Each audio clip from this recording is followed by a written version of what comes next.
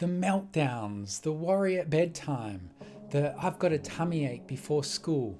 What if those aren't three separate problems but actually one?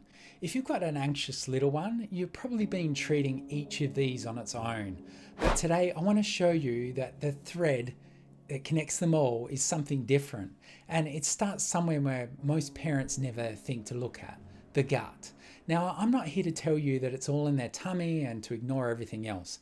Anxious kids need our patience and our reassurance and sometimes more support than that. But here is what doesn't get talked about enough. A huge part of your child's feeling is calm, or if they're on the edge, it's being decided in their belly. So in the next few minutes, I'm going to show you that the gut-brain connection is the simplest way I can to that it's a sign it might be in play for your child. And then I'll take you into my kitchen for the calming remedy I make at home. Stick with me because the last bit's actually something you could do right tonight.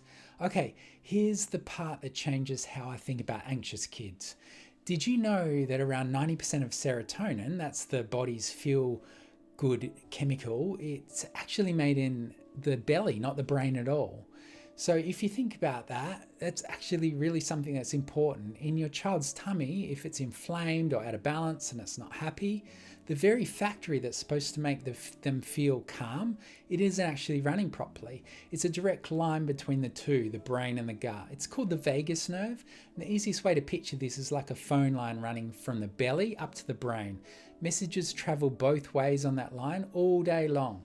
And when the gut is calm and it sends all as well messages to the brain, but when the gut is irritated and inflamed, well, it's sending something different completely, something that's wrong, something's problem on the line.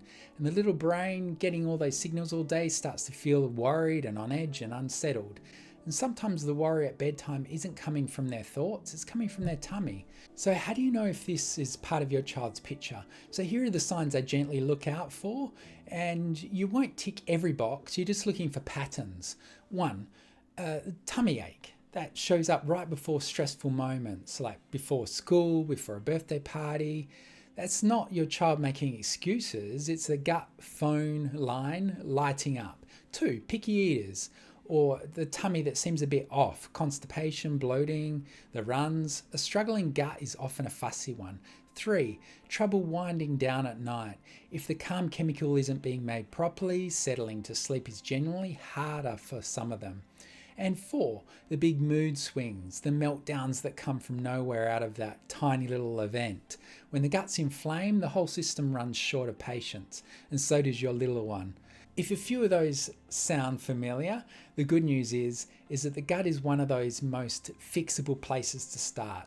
And it's gentle, and we're not talking about anything drastic. So let me show you what I make at home. This is a simple gut-soothing drink, and every single thing that you do is doing a job to benefit it. I start with a warm base, a little brome broth, and for the little ones that won't go near that, warm oat milk works beautifully. Warmth itself is a soothing medicine for the gut, irritated gut.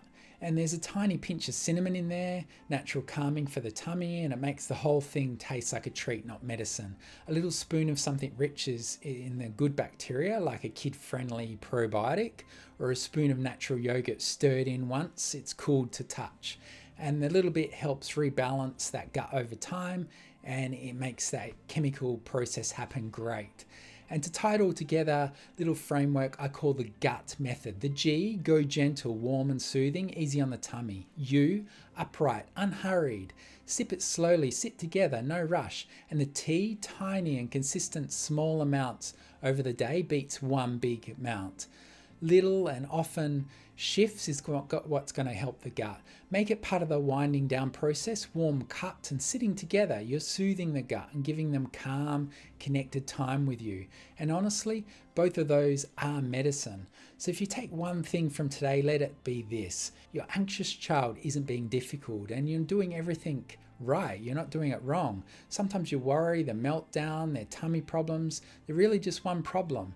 The three facing together, causing that anxiety. Start small, be patient with them and with yourself as well.